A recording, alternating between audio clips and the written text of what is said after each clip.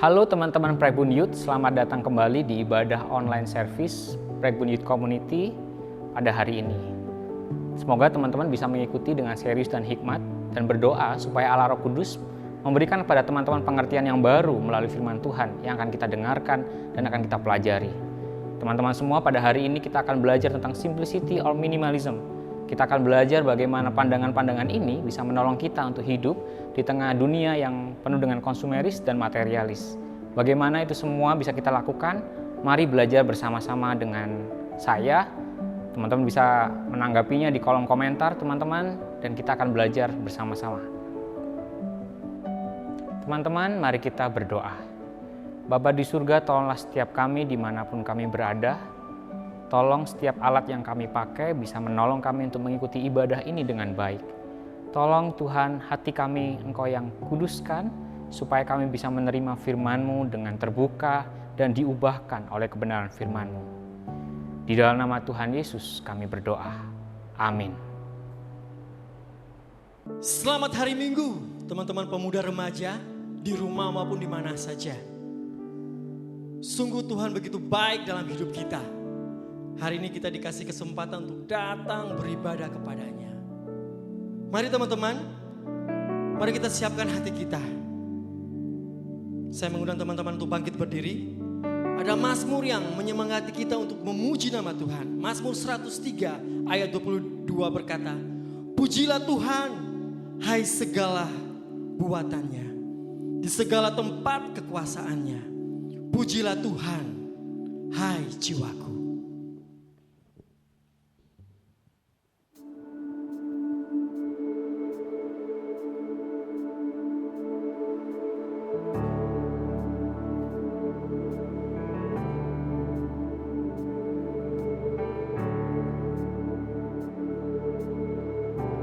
Oh Lord my God, when I am awesome wonder, consider all the works thy hands have made. I see the stars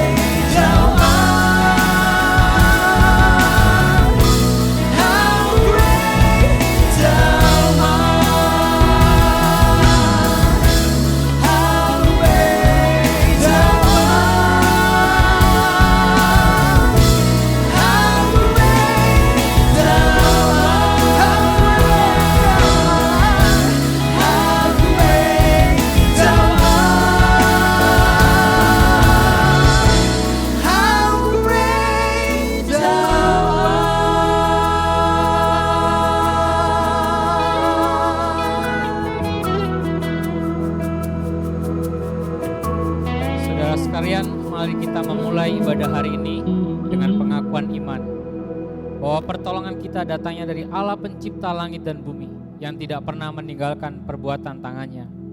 Kiranya turun atas kita kasih karunia dan damai sejahtera. Amin.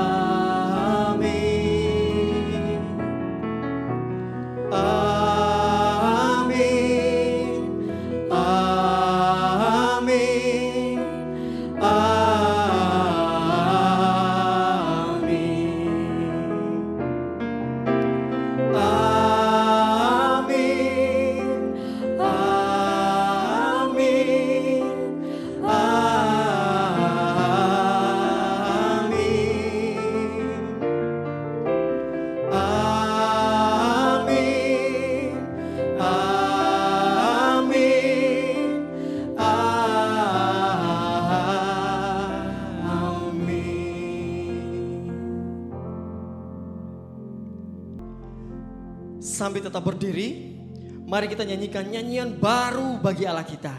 Karena kebaikannya tiada tara dan tiada banding. Mari kita angkat pujian bagi Tuhan. Mari kita bertepuk tangan di rumah. Mari kita berlombat. Mari kita memuji nama Tuhan. Karena Dia layak ditinggikan. Tiada taranya, tiada bandingannya, kebaikan-Mu Bapa di hidupku, mengubah segalanya, kasih yang ku terima tak tergantikan. Amin. Tak tergantikan. Ku nyanyikan kebaikan-Mu yang tak lekang oleh waktu, yang selalu mengalir dan tak pernah berakhir di hidupku.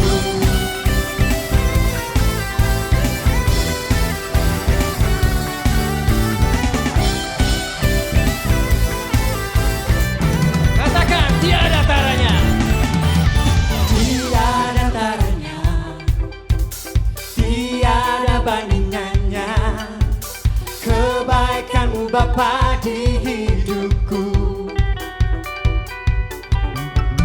mengubah segalanya, kasih yang ku terima tak tergantikan, tak tergantikan, tak tergantikan. Ku nyanyikan kebaikan-Mu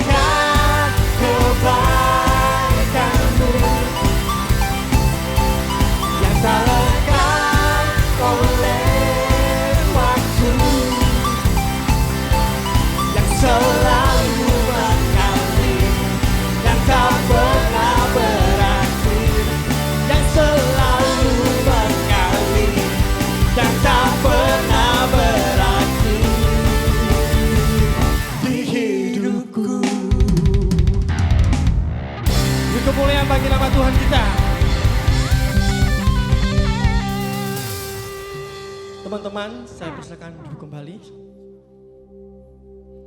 Betapa Allah sungguh mengasihi kita. Dan betapa sering kita menyakitinya dengan segala perbuatan kita. Mari teman-teman, mari kita tundukkan kepala kita, kita bawa pelanggaran kita, dosa kita, dan penuh penyesalan kepada Allah.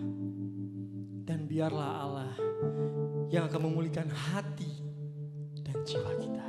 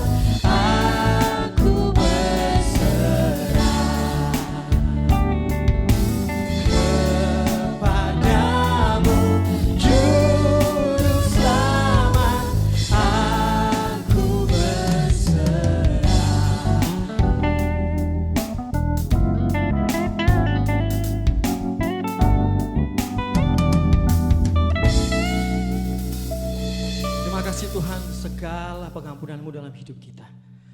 Tuhan, inilah kami ya Bapa, datang kepadamu ya Tuhan. Terima kasih ya Tuhan. Amin. Saya mengundang teman-teman untuk bangkit berdiri. Ada hal yang indah yang Tuhan berikan lewat firman-Nya dari Amsal 3 ayat 18 yang berkata, ia menjadi pohon kehidupan bagi orang yang memegangnya. Siapa yang berpegang padanya akan disebut berbahagia. Mari kita tinggikan nama Tuhan. Ku berbahagia, yakin teguh.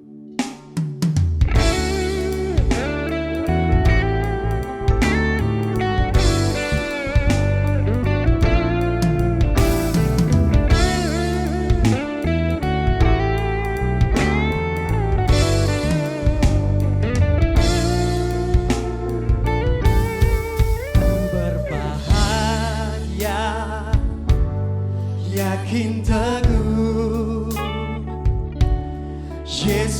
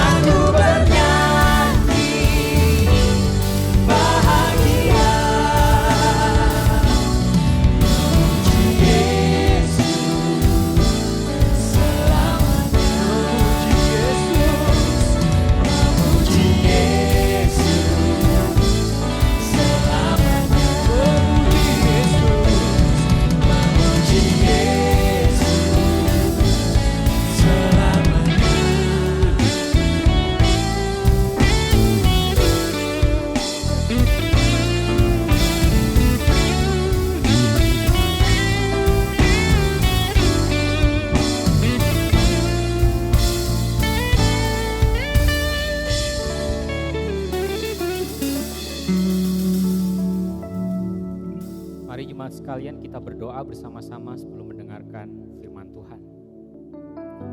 Bapa di surga, dimanapun kami berada saat ini yang sedang mengikuti ibadah hari ini, kiranya Allah Roh Kudus adalah Allah yang menyentuh setiap hati kami.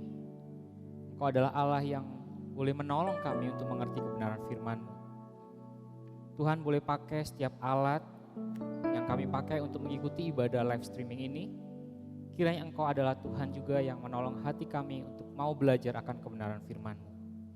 Pakai hamba-Mu ya Tuhan, boleh menyampaikan firman-Mu dengan sederhana dan dimengerti oleh teman-teman pemuda remaja yang mengikuti ibadah ini. Di dalam nama Tuhan Yesus kami berdoa. Amin. Silakan duduk teman-teman yang ada di rumah. Mari kita akan membuka bersama-sama. Pada hari ini kita akan belajar dari firman Tuhan yang terambil dari Lukas pasal 12 ayat yang ke-13 sampai 21. Lukas 12 ayat 13 sampai 21 dengan judul Orang Kaya yang Bodoh. Hari ini kita akan belajar dengan tema simplicity atau minimalism. Bila teman-teman sudah menemukannya, mari mengikuti pembacaannya bersama-sama dengan saya. Demikian firman Tuhan. Seorang dari orang banyak itu berkata kepada Yesus, "Guru, katakanlah kepada saudaraku supaya ia berbagi warisan dengan aku." Tetapi Yesus berkata kepadanya, "Saudara, siapakah yang telah mengangkat aku menjadi hakim atau pengantara atas kamu?" Katanya lagi kepada mereka, "Berjaga-jagalah dan waspadalah terhadap segala ketamakan. Sebab walaupun seorang berlimpah-limpah hartanya, hidupnya tidak bergantung daripada kekayaannya itu." Kemudian ia mengatakan kepada mereka suatu perumpamaan. Katanya, "Ada seorang kaya, tanahnya berlimpah-limpah hasilnya. Ia bertanya dalam hatinya, apakah yang harus aku perbuat? Sebab aku tidak mempunyai tempat di mana aku dapat menyimpan hasil tanahku." Lalu katanya, "Inilah yang akan aku perbuat.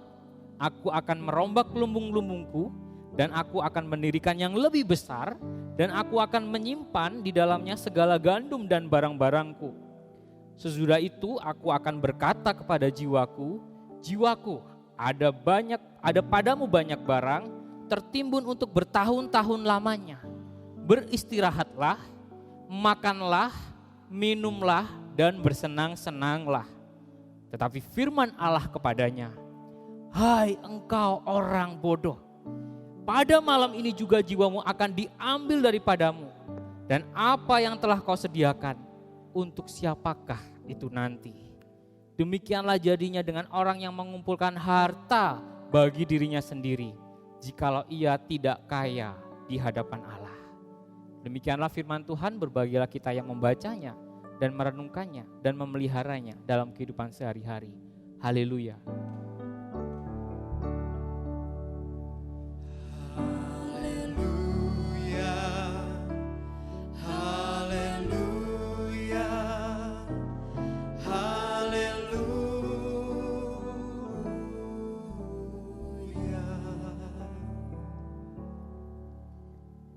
Shalom teman-teman semua yang ada di rumah, selamat pagi, selamat hari Minggu.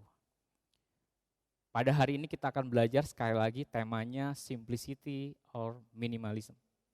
Teman-teman, kata minimalisme adalah sebuah kata yang kalau teman-teman pergi ke toko buku, teman-teman akan menemukan banyak buku yang berbicara tentang tema ini.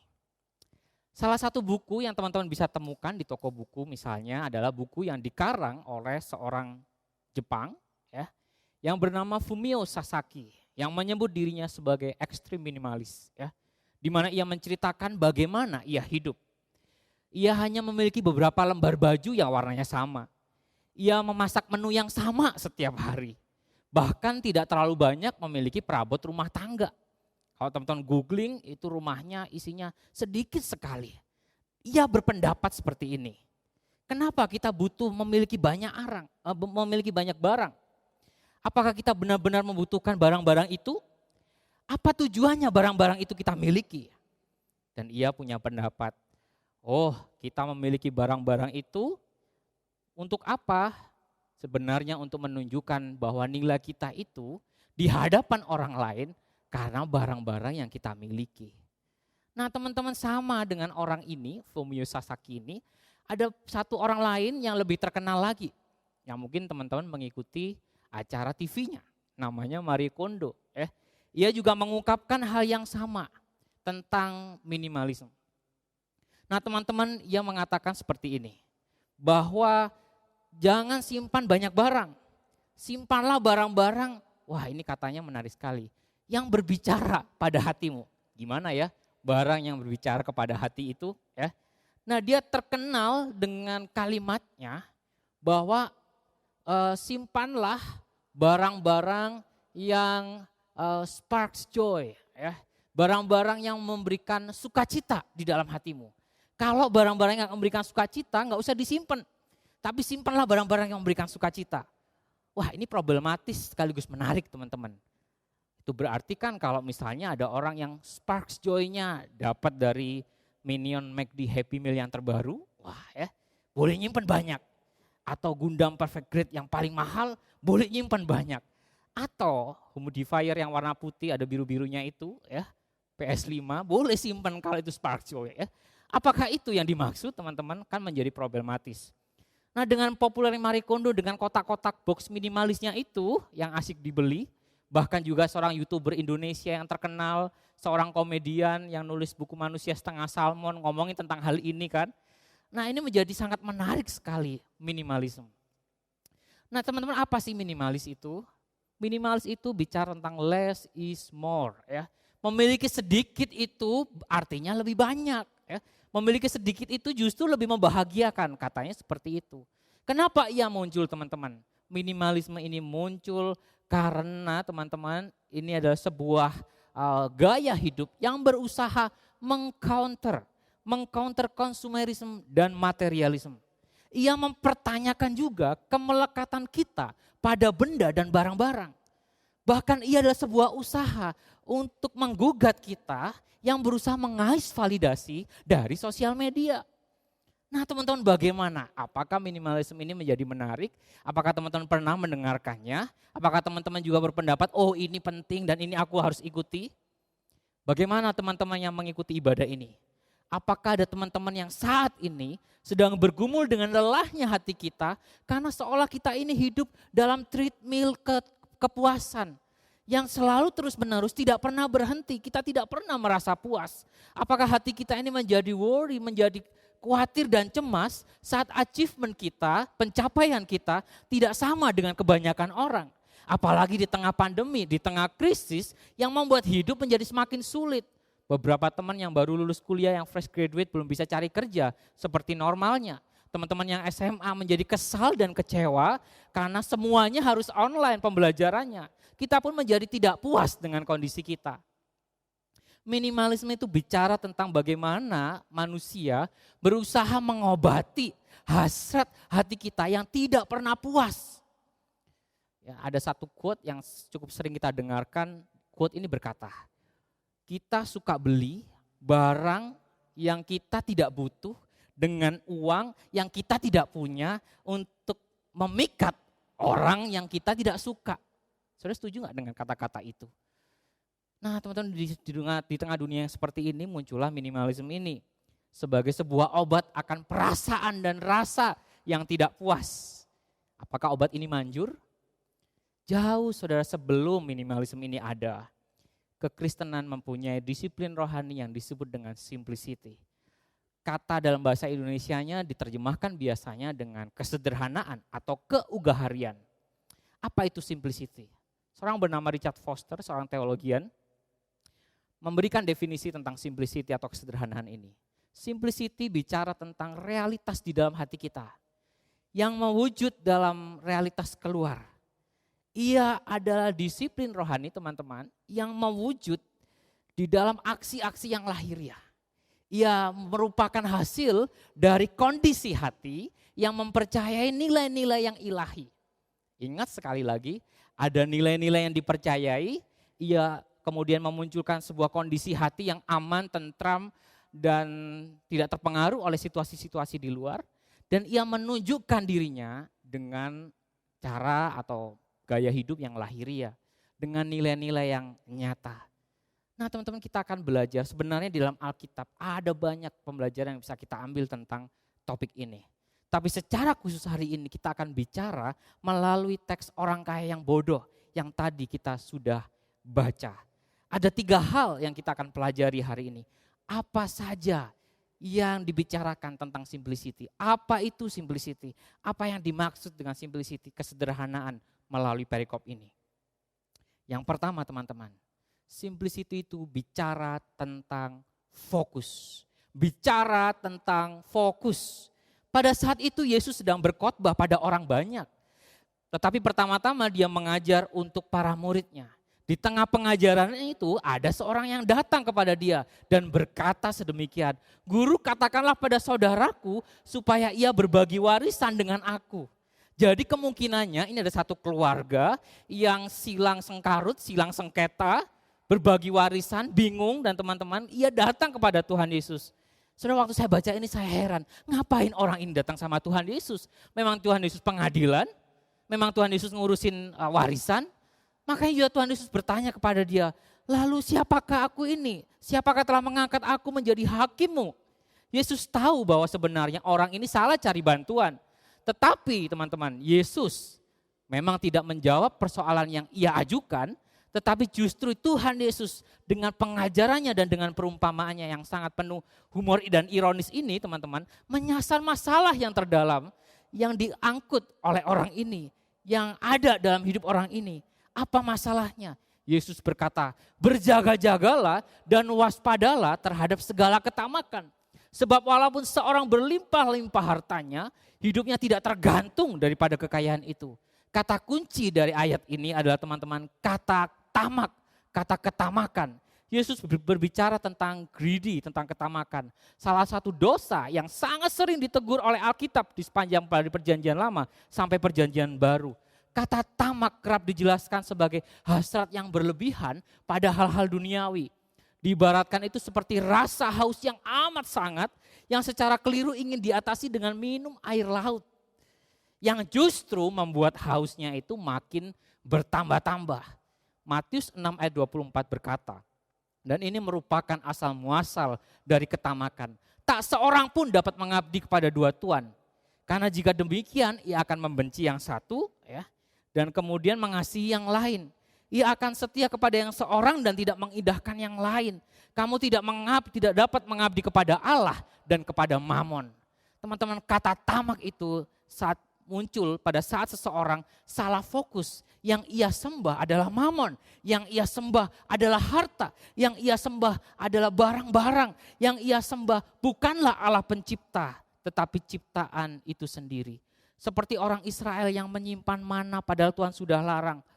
Itulah tamak, berlebihan menginginkan sesuatu. Kalau kita tamak dan sedang rakus, mungkin saudara-saudara, fokus kita sedang berpindah. Saat Yesus mengulik tentang kata tamak, ini berbicara tentang fokus. Simplicity itu teman-teman bicara tentang fokus. Bukan berarti simplicity itu kita jadi rahib, pergi ke padang gurun, tidak punya apa-apa, lari dari iklan dan review-review yang menarik teman-teman melarikan diri dari segala sesuatu yang menggoda. Tapi simplicity itu tentang sikap hati yang berfokus. Matius 6 ayat 33 berkata, "Carilah dahulu kerajaan Allah dan kebenarannya." Ini bicara tentang fokus. Teman-teman semua, kalau kita percaya bahwa nilai yang kita percayai bahwa tujuan hidup kita adalah memuliakan Allah dan mengerjakan misinya di tengah dunia, maka kita tidak akan berfokus pada apa yang dimiliki, pada harta benda, tidak akan fokus pada rasa tamak kita. Tapi kita akan fokus pada apa yang Tuhan mau, apa yang Tuhan sedang bukakan pada saat ini di hadapan kita. Teman-teman, pertanyaannya, apa yang Tuhan mau untuk kita fokus? Mungkin itu usaha online yang sedang kita baru buat di masa pandemi. Mungkin itu pekerjaan dan karir yang mungkin saat ini sedang berat-beratnya. Mungkin kuliah online yang membosankan dan berat. Mungkin sekolah yang gitu-gitu aja. Fokuslah, maka kita tidak akan mudah patah semangat. Simplicity itu bicara tentang fokus. Yang kedua teman-teman, simplicity itu bicara tentang rasa cukup. bicara tentang rasa cukup. Lalu Yesus, teman-teman, membuat atau menceritakan sebuah perumpamaan tentang seorang yang kaya. Tanahnya berlimpah-limpah. Ia membangun lumbung dan merencanakan sesuatu yang lebih besar untuk ia miliki. Dan ia mau menyimpan untuk dirinya sendiri. Di ayat 19, Tuhan Yesus menceritakan apa yang dia katakan. Sesudah itu aku akan berkata kepada jiwaku, jiwaku ada banyak padamu barang tertimbun untuk bertahun-tahun lamanya. Beristirahatlah, makanlah, minumlah, dan bersenang-senanglah. Saudara, bisa kita lihat fokusnya orang ini. Ia sangat berfokus pada dirinya sendiri, pada apa yang menjadi kesenangannya, pada posesinya, pada kepemilikannya. Tetapi teman-teman perhatikan apa kata firman Tuhan. Firman Tuhan dengan keras berkata, hai engkau orang bodoh. Hai engkau orang bodoh. Saudara, ini adalah ungkapan yang keras di dalam Alkitab. Kata orang bodoh adalah orang yang tidak mendengarkan firman Allah, yang bebal, yang berpikir hanya tentang dirinya sendiri. Mengapa orang kaya ini disebut orang bodoh? Yang pertama, karena ia merasa dengan kekayaannya ia bisa menentukan segala-galanya. Yang kedua, karena dengan menambah dan menyimpan kekayaannya ia merasa cukup. Kamu bisa bersenang-senang. Nah, saudara, kata orang kaya ini mendirikan yang lebih besar, menyimpan di dalamnya barang, memang mungkin tentu keinginan kita semua sebagai seorang manusia. Apakah dilarang itu semua? Punya dari satu toko punya dua toko, kalau sebelumnya naik roda 2 jadi roda 4, kalau sebelumnya ngontrak punya rumah sendiri, apakah itu dilarang? Tentu tidak. Kecuali kalau teman-teman punya satu istri, pengen 2 istri, itu dilarang. Ya. Nah, saudara-saudara sekalian, tentu Tuhan akan menolong kita kalau kita memiliki keinginan-keinginan itu di dalam hidup kita. Penambahan-penambahan itu boleh saja. Tetapi isunya bukan penambahannya. Isunya adalah mengapa kita menginginkan itu semua. Orang kaya ini ingin memiliki itu semua karena baginya itu adalah sumber kebahagiaannya. Itu adalah rasa cukupnya. Saudara, setiap minggu kita berdoa, doa Bapa kami. Berilah pada hari ini makanan kami yang secukupnya. Rasa cukup itu bukan berasal dari kekayaan dan kepemilikan. Rasa cukup itu bukan berasal dari menambah harta. Tapi rasa cukup itu berasal dari hati yang bersyukur dan bersukacita. Karena hati kita kita tahu bahwa kita ada di dalam pemeliharaan Allah. Maka kalau kita berdoa, Tuhan berikan pada kami makanan yang secukupnya. Mari kita menyerahkan hati kita untuk ada di dalam kuasa pemeliharaan Allah. Saudara, Leo Tolstoy, seorang penovelis Rusia, pernah menulis sebuah cerpen cerita yang berjudul How Much Land Does a Man Need? Berapa banyak tanah yang dibutuhkan oleh seorang manusia? Yang menceritakan, di mana ia menceritakan tentang seorang petani yang sukses dengan sebidang tanah yang dimilikinya, ia menginginkan lebih dari itu. Suatu hari ia menerima tawaran dari seorang yang kaya yang menggiurkan, di mana ia bisa memperoleh tanah semau-maunya dia, sebanyak-banyaknya dia, dengan harga cuma bayar 1.000 ruble atau mata uang Rusia. Saya cari-cari harganya cuma 200.000 rupiah. Orang kaya ini berkata, kamu silakan punya tanah seberapa, cari aja, bayar cuma 200.000. Syaratnya hanya satu, ia berjalan dari pagi hari sampai terus dan kemudian harus kembali sebelum matahari terbenam. Seluruh tanah di mana ia berjalan sampai matahari terbenam, itulah tanah yang ia boleh miliki. Kalau ia nggak balik ke tempat startnya, maka ia tidak boleh memperoleh apapun. Maka mulailah dia setelah membayar itu, berjalan ia pagi-pagi dengan cepat, saudara-saudara, nggak boleh pakai sepeda, ya. Dan di tengah hari ia merasa begitu letih.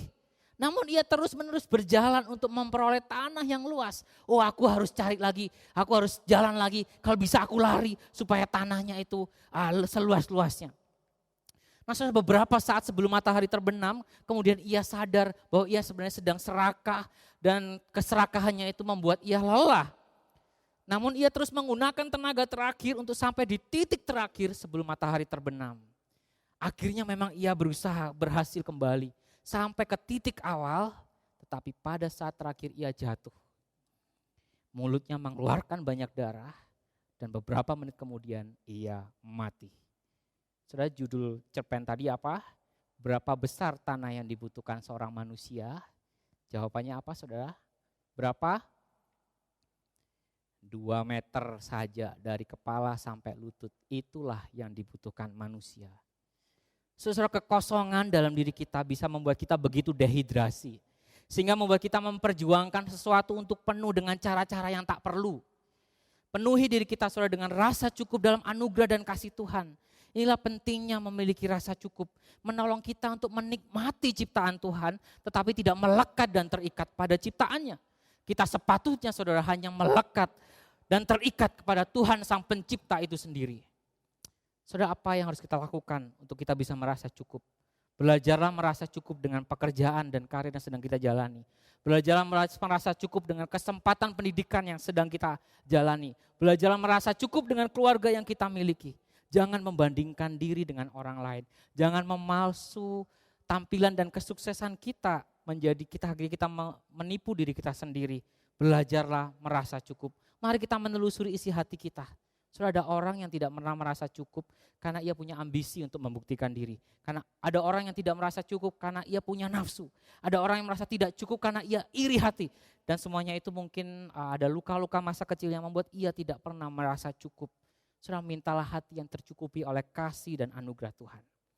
Yang pertama, simplicity itu bicara tentang bagaimana kita memiliki fokus. Yang kedua, simplicity itu bicara tentang bagaimana kita memiliki rasa cukup. Yang terakhir saudara sekalian, simplicity itu berbicara tentang bagaimana kita memiliki hidup yang berbagi. Simplicity itu bicara tentang hidup yang berbagi. Kalau kita perhatikan teman-teman, kesimpulan atau punchline dari perumpamaan Tuhan Yesus menyimpulkan. Tetapi firman Allah kepadanya, hai engkau orang yang bodoh, pada malam ini juga jiwamu akan diambil daripadamu dan apa yang telah kau sediakan itu untuk siapakah itu nanti? Demikianlah jadinya dengan orang yang mengumpulkan harta bagi dirinya sendiri jikalau ia tidak kaya di hadapan Allah. Teman-teman lihat Yesus mengontraskan, hai engkau orang yang bodoh yang akan diambil nyawanya, dikontraskan dengan orang yang kaya di hadapan Allah. Orang yang bodoh itu berusaha menggenggam segala sesuatunya demi kepentingan dirinya sendiri. Ia tidak memikirkan orang lain, ia hanya bicara tentang aku dan aku. Tetapi Yesus mengkontraskan orang yang kaya yang bodoh ini dengan kaya di hadapan Allah.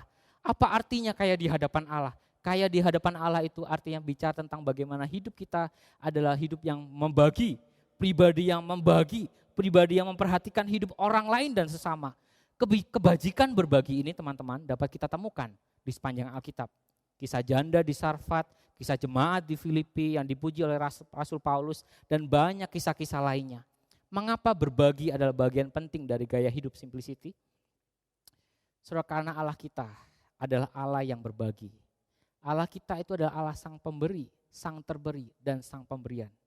Ia adalah the giver, the gift and the giving. Ia memberi ciptaannya dengan kasih sayangnya yang tumpah ruah dan bahkan turah, saudara. Tanpa menciptakan sebuah mekanisme transaksional ya, yang menuntut ciptaannya untuk membalas kepada Tuhan. Limpahan kasihnya itu pun tak berlangsung sebagai reaksi atas aksi manusia. Tetapi ia sekedar memberi dan berbagi. Coba bayangkan saudara kalau Allah tidak memberi dan berbagi. Kalau ia tidak memberikan dirinya di atas kayu salib. Tidak akan ada kita saat ini sedang percaya kepada Tuhan dan tidak akan ada keselamatan. Kalau Allah kita demikian, jelaslah sebagai ciptaan dan umatnya kita diminta pula untuk berbagi. Salah satu tanda orang Kristen, teman-teman, kita berbagi bukan sekedar filantropis. Tapi kita berbagi karena hati kita berpaut kepada Tuhan. Karena kita berbagi, karena kita taat kepada perintahnya. Kita berbagi karena kita mengasihi. Saudara, pertanyaannya, maukah kita melakukannya? Membagi perhatian kita. Membagi mungkin apa yang kita miliki. Pendeta Edmund Chen pernah menulis, jadilah cukup, jadilah sederhana. Biarlah kecepatan hidupmu menjadi stabil. Biarlah tujuanmu menjadi benar. Biarlah prioritasmu menjadi jernih. Biarlah apa yang engkau miliki menjadi berguna sehingga engkau bisa kaya. Doa-doamu menjadi kuat dan relasi dengan Tuhan menjadi dalam. Itulah simplicity. Ia akan menolong kita untuk tidak terikat pada ciptaan, tetapi terikat pada hatinya Sang Pencipta. Sudah menutup khotbah hari ini, saya mau menampilkan sebuah foto yang viral beberapa dan direpost oleh banyak orang. Foto ini adalah foto seorang jenazah pasien COVID-19. Saudara, saya berani menampilkannya karena foto ini sudah banyak beredar di sosial media. Saudara, foto ini menghadirkan kepada kita kesadaran dan pertanyaan. Apa artinya seorang manusia? Apa artinya kita di hadapan kematian? Apa artinya harta benda, pencapaian dan kesuksesan di hadapan kematian? Semuanya tidak berkuasa, teman-teman. Oleh karena itu, mumpung kita masih hidup, jalani hidup dengan sebaik-baiknya. Mari kita tunjukkan Tuhan kita adalah Allah yang baik, Allah yang memelihara, Allah yang hidup, Allah yang berbagi. Jangan menjadi bodoh. Hiduplah dengan fokus. Hiduplah dengan memiliki rasa cukup. Mari regangkan jemarimu untuk berbagi. Milikilah simplicity. Mari kita berdoa. Bapa di surga, setiap kami yang sudah mendengarkan firman ini, tolong kami ya Tuhan, di tengah arus dunia yang begitu cepat, di tengah tuntutan dunia dan validasi-validasi yang harus kami usahakan. Jiwa kami seringkali lelah, jiwa kami seringkali tidak puas, jiwa kami seringkali merasa tidak cukup. Biarlah kasih dari Tuhan mencukupi setiap kami ya Tuhan. Tolong kami untuk memiliki hidup yang sederhana. Hidup yang sederhana bukan bicara tentang memiliki sedikit barang. Hidup yang sederhana bicara tentang hidup yang berfokus. Hidup yang memiliki rasa cukup. Hidup yang berbagi dengan sesama. Mungkin kami tidak punya banyak Tuhan, tetapi kami mau berbagi dengan apa yang kami miliki. Berkati setiap kami Tuhan yang mengikuti ibadah ini. Kami juga berdoa syafaat Tuhan buat setiap kami Tuhan. Setengah tahun ini kami merasa duka, hilang, kecewa. Kuatkan kami Tuhan untuk bekerja. Yang bekerja untuk tetap optimis dan tak berputus asa. Kuatkan kami yang punya usaha untuk berhikmat dan tetap melakukan apa yang baik. Kuatkan kami yang kuliah agar tetap disiplin dan bertanggung jawab. Kuatkan kami yang sekolah supaya tetap bersuka cita dan bersemangat. Ingatkan kami bahwa yang patah akan tumbuh, yang hilang akan berganti. Sehingga kami terus menaruh harap pada pencipta yang setia, yang memelihara ciptaan dan umatnya. Kami berdoa untuk pemerintah ya Tuhan. Pemerintah pusat, pemerintah daerah, pemerintah kota Surabaya. Supaya mereka diberikan hikmat untuk menyelesaikan pandemi ini, mengontrol pandemi ini dengan baik. Kami berdoa supaya tenaga kesehatan Engkau berikan pengharapannya dari Engkau, tidak patah semangat. Kami berdoa untuk gereja ya Tuhan, di tengah situasi yang tidak menyenangkan ini, boleh tetap jadi berkat. Di tengah kebingungan kami apakah membuka ibadah di tempat Tuhan, Engkau nyatakan hikmat Tuhan. Kami berdoa untuk keluarga-keluarga. Kami harus beradaptasi Tuhan dengan situasi-situasi yang ada. Harus sekolah dari rumah. Oh Tuhan, tolonglah setiap keluarga-keluarga yang ada. Bukan menjadi hancur tapi malah semakin kuat. Bukan dipecah tetapi semakin satu. Karena ada Tuhan di dalam hidup kami. Demikianlah hidup kami, demikianlah doa kami ya Tuhan. Dan hidup kami serahkan kepadamu. Dan kami berdoa dengan doa Bapa kami yang Tuhan sudah ajarkan kepada kami.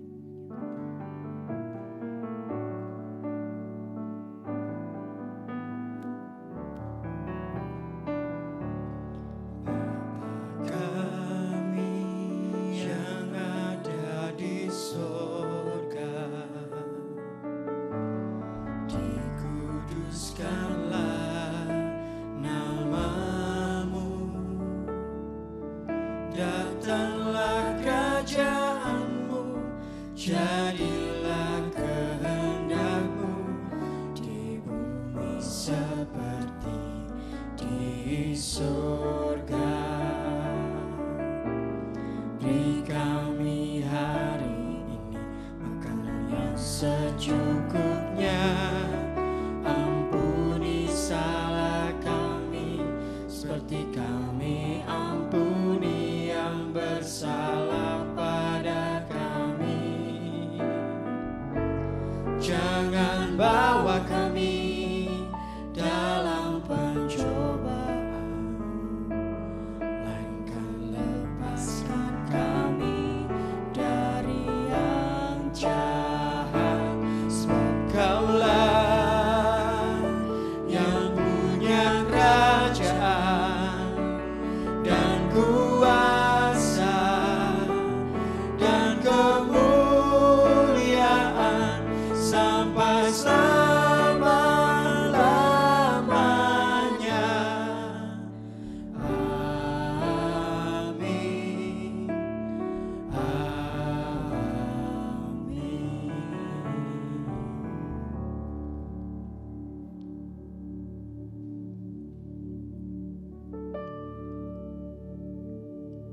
Teman-teman, saya undang untuk berdiri bersama seluruh gereja di segala tempat dan abad.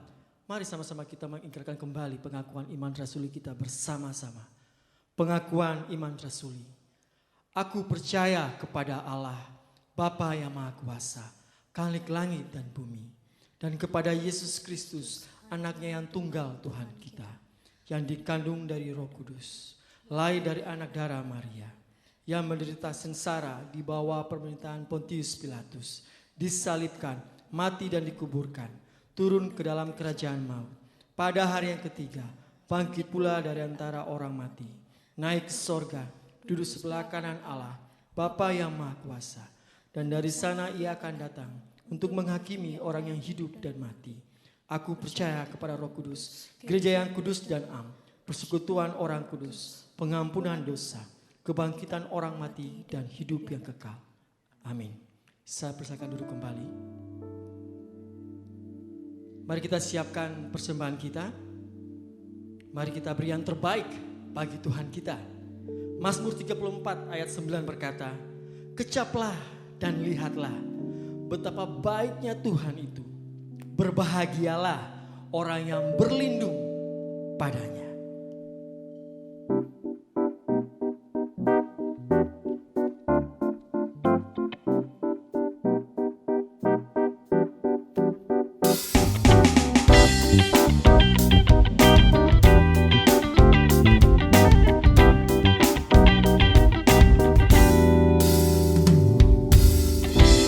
Kecaplah dan lihatlah betapa baiknya Tuhan itu. Rasakan dan nikmati kasih setia Tuhan.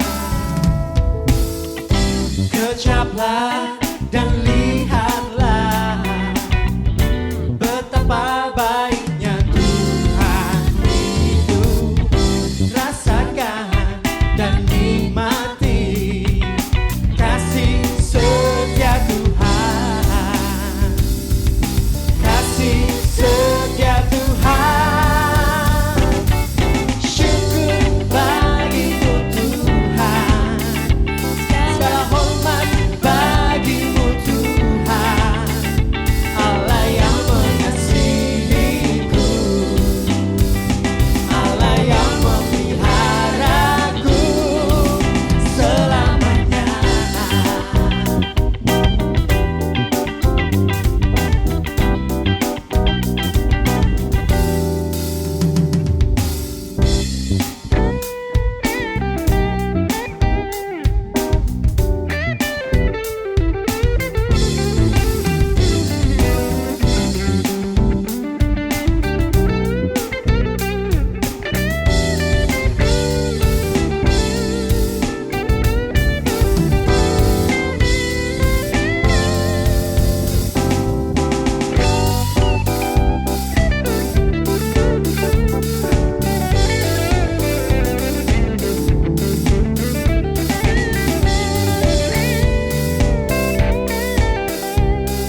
Saya minta teman-teman untuk bangkit berdiri.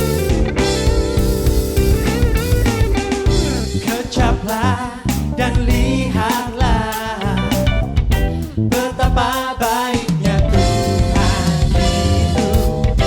Rasakan dan nikmati kasih setia Tuhan. Kasih setia Tuhan. Syukur bagimu Tuhan. Segala hormat bagimu Tuhan. Allah yang mengasihiku, Allah yang memeliharaku selamanya.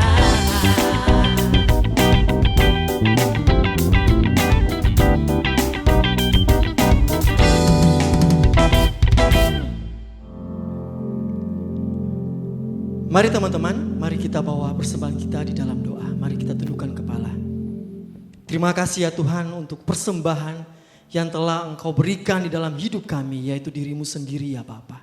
Dan terima kasih untuk segala berkat yang Engkau berikan dalam hidup kami yang telah kami persembahkan hari ini ya Tuhan. Biarlah Tuhan memberkati setiap tangan-tangan yang mengelola dan memakai persembahan itu semuanya untuk kemuliaan nama-Mu ya Tuhan. Terima kasih ya Tuhan Yesus. Hanya di dalam nama-Mu Tuhan Yesus kami berdoa dan mengucap syukur. Amin. Teman-teman, Tuhan sungguh baik dalam hidup kita. Dan di dalam keadaan apapun, biarlah Tuhan menjadi sentral dalam kehidupan kita. Kita fokus kepada Tuhan dan kita pakai hidup kita menjadi berkat dan menceritakan kebaikan Tuhan kepada sesama kita. Christ is enough.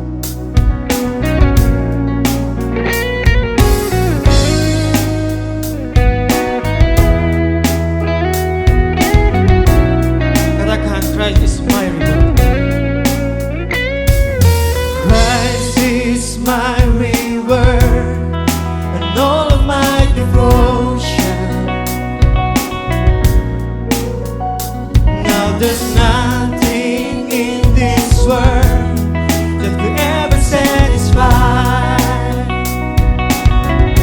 Through every trial, my soul will sing, no turning back.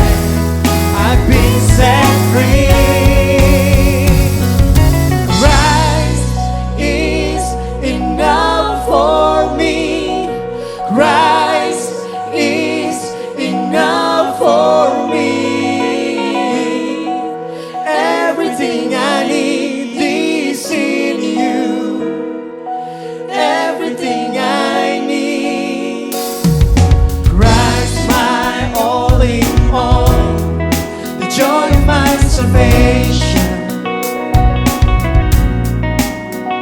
and this hope will never fail. Heaven is our home.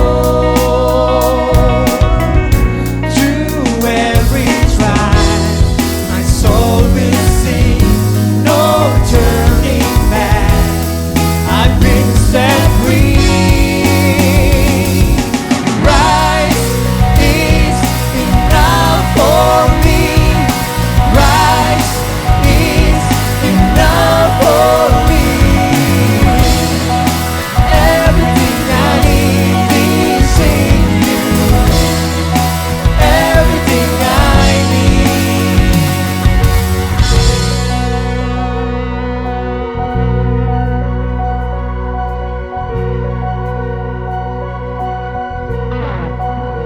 I have decided to follow Jesus. No turning back. No turning back. I have decided to follow Jesus. No turning back. No turning back. The cross before me, the world behind me. No turning back. No turning back. The cross before me, the world behind me. No turning back. No turning back.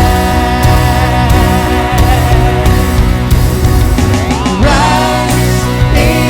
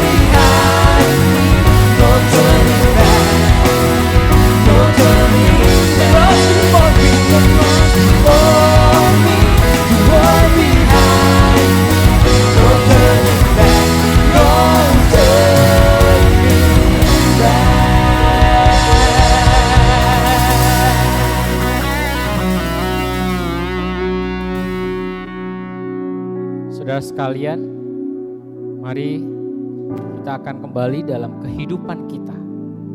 Mari jalani ibadah harian kita dengan takut akan Tuhan dan berharap kepadanya. Bagi mereka yang bersekolah dan berkuliah, bagi mereka yang bekerja dan berumah tangga, kiranya Tuhan memenuhi kita dengan hati yang bersyukur dan bersukacita, memiliki hidup yang fokus, merasa cukup dengan anugerah-Nya, dan mau berbagi. Terimalah berkat Tuhan.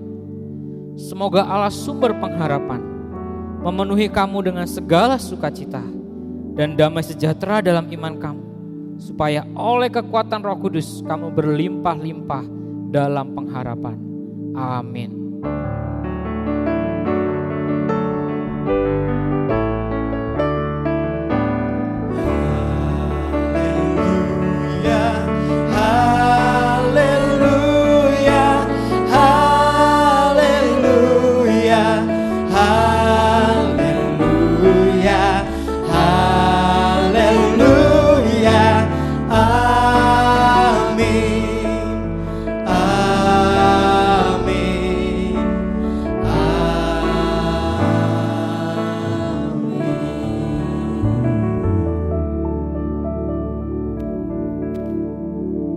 Silakan duduk teman-teman, saat teduh ibadah selesai. Selamat hari Minggu.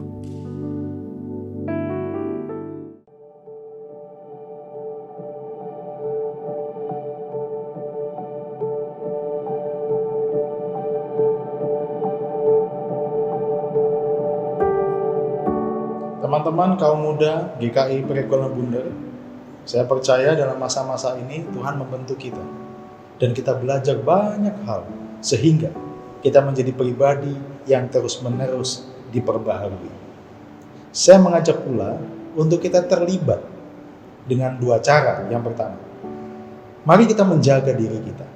Sering cuci tangan, menggunakan masker, dan juga menjaga jarak. Ini menjadi bentuk kita untuk kita bisa ikut di dalam kegerakan menjaga diri. Yang kedua, mari kita tetap berdoa untuk bangsa dan negara kita. Untuk mereka yang melayani secara medis, mereka yang juga bekerja 24 jam sebagai gugus tugas paling depan untuk mengatasi COVID-19 ini. Kita tahu kita semua dalam keadaan yang seperti ini, ibadah kita masih online. Tapi kita bisa belajar untuk tetap fokus mengasihi Tuhan yang sudah mati menebus dosa kita, bangkit dan naik ke surga.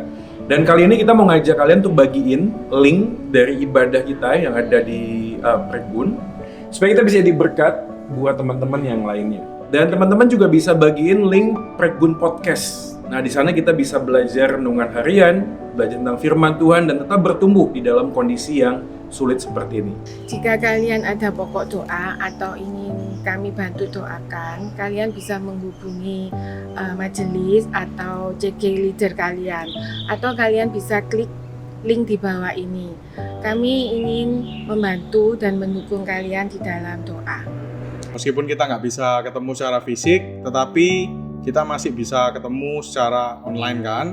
Dan juga jangan lupa kita masih bisa saling care, kita masih bisa saling memperhatikan komunitas kita melalui apa? Melalui banyak cara. Salah satunya adalah fellowship online, CG online. Semuanya akan di-up to date ke Instagram kita @prekbunyutcommunity. Jadi jangan lupa untuk follow Prekbun Youth Community, stay update di sana. Bagi teman-teman yang mengikuti ibadah Youth Online Service hari ini dan teman-teman belum memiliki small group, care group untuk teman-teman bertumbuh, dan teman-teman ingin rindu untuk bergabung, mari ikut kami bersama-sama bertumbuh dalam care group bagi pemuda, small group atau CIS bagi teman-teman remaja, juga bagi teman-teman yang ingin terlibat dalam pelayanan multimedia, video broadcast, dan editing. Teman-teman bisa ikut terlibat bersama-sama memakai kemampuan teman-teman untuk memuliakan Tuhan. Langsung juga pendaftarkan di Instagram di Prekbun Youth Community. Kami tunggu pendaftarannya. Prekbun Youth Community, happy Sunday!